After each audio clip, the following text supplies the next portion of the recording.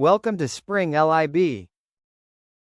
Okay, problem 46 here is all about macro versus our micronutrients, right? So we have macro versus our micronutrients. And macronutrients gets their name because it is the nutrients that we need the most of, right? So it's going to include something like carbon and hydrogen and oxygen, right? So you notice that uh, having hydrogen and oxygen means it includes the elements of water, which is very, very important to a lot of processes. But it mostly is that it contains the most significant amount of our cell composition, right?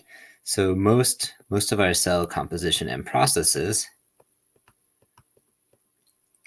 so I'll just abbreviate that as for composition, come from these macronutrients, and they of course are going to be carbon, hydrogen, oxygen, nitrogen, phosphorus, and sulfur. Okay, there are a couple other macronutrients that are a little bit less common, and these are potassium, magnesium, calcium, and sodium. Okay, and so because it makes up most of our cell, it makes you think that it might be more important. But micronutrients, while it's a smaller percentage of like cell composition, still very important for certain processes, right? And so, for example, iron, which is a micronutrient, we're going to include iron here.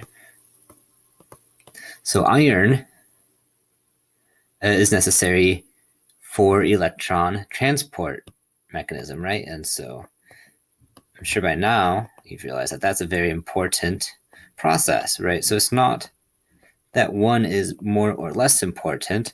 It's just that one occurs in greater quantity than another, okay? And so that means the answer here is going to be D, that neither of them is more important than the other.